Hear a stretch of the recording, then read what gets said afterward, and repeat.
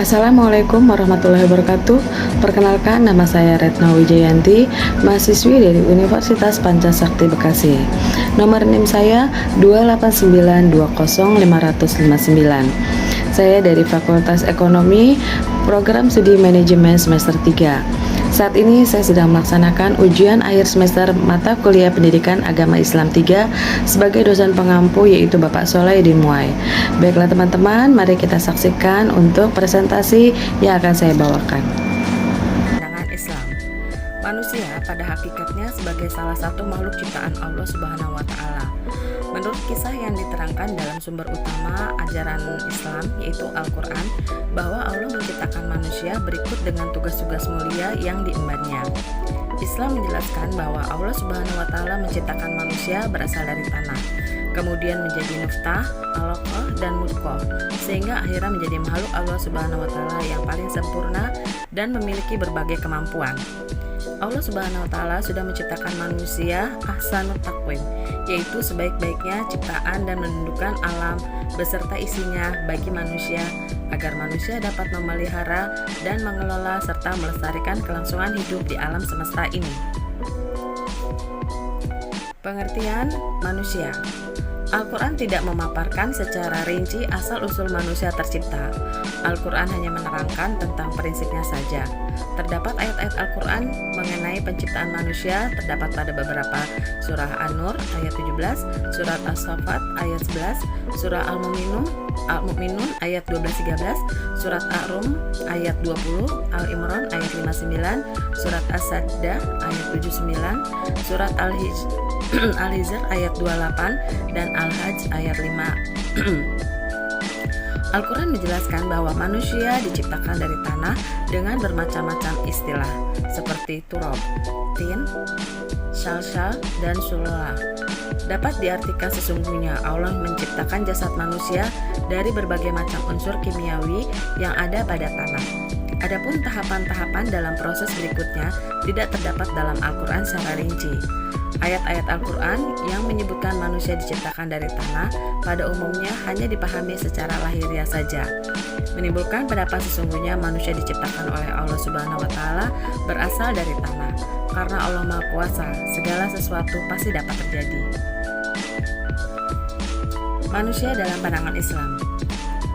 Manusia adalah makhluk pilihan yang dimuliakan oleh Allah dari makhluk ciptaannya yang lainnya. Dengan segala keistimewaan yang ada pada manusia, seperti akal, manusia yang mampu membedakan antara yang baik dan yang buruk, kemudian memilihnya.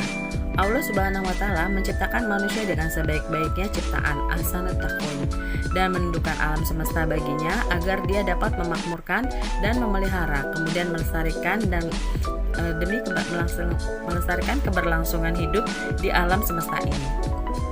Dengan hatinya, manusia dapat memutuskan sesuatu sesuai dengan petunjuk rohnya.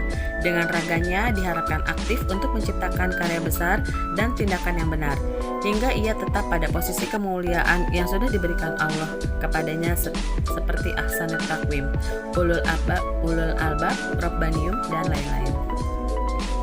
Tugas manusia. Manusia di muka bumi ini mengemban tugas utama, yaitu beribadah dan mengabdi kepada Allah Subhanahu wa taala.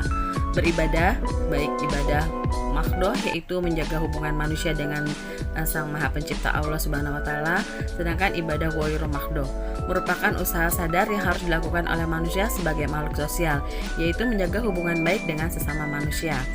Maka manusia yang sadar akan misi sucinya tersebut harus bisa mengendalikan bahwa nafsu dan tidak sebaliknya, diperbudak oleh hawa nafsu hingga tidak mampu menjalankan tugas utamanya sebagai manusia. Agama Islam. Pengertian agama Islam. Agama Islam adalah agama Allah, dari Allah dan milik Allah. Diamanatkan kepada seluruh umat manusia pengikut dari utusan Allah. Mulai dari zaman Nabi Adam hingga Nabi Isa, agama Allah adalah agama tauhid, yaitu Islam. Walaupun sekarang agama Yahudi itu telah diklaim agama yang dibawa oleh Musa, kemudian Kristen diklaim sebagai ajaran Nabi Isa, padahal sesungguhnya ajaran yang dibawa oleh Nabi Musa dan Nabi Isa untuk masalah akidah adalah sama-sama mengesahkan. Jadi, makna Islam secara khusus sebagai agama penyempurna yang diamanatkan untuk para pengikut Nabi Muhammad SAW.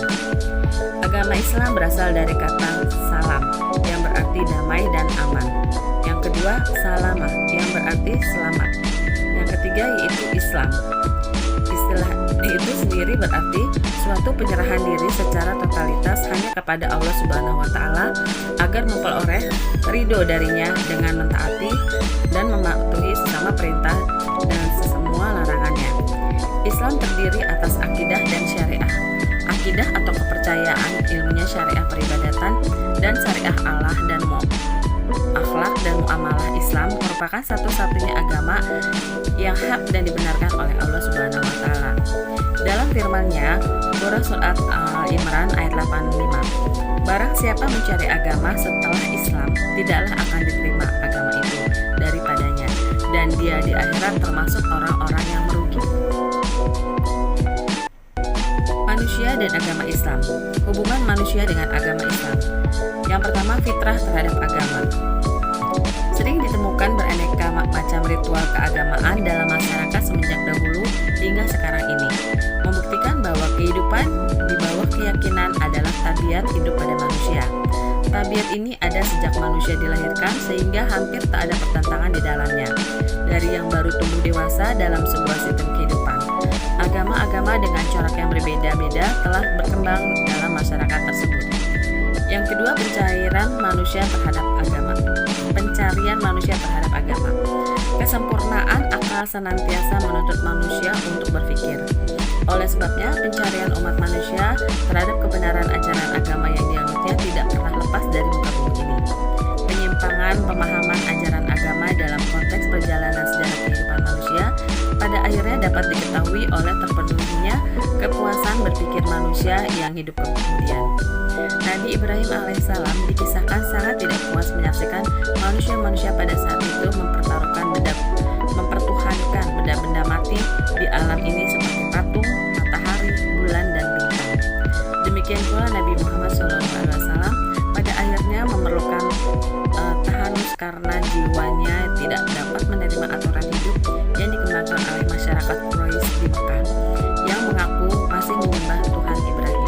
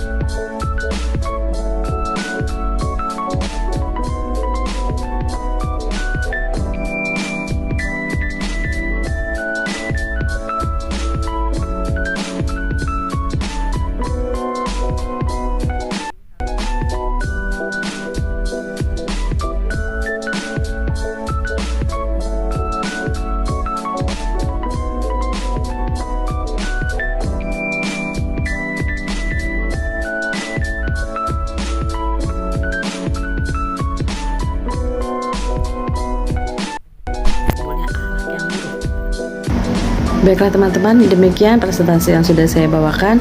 Semoga akan dapat bermanfaat bagi kita semua. Wabillahi taufiq wal hidayah. Wassalamualaikum warahmatullahi wabarakatuh.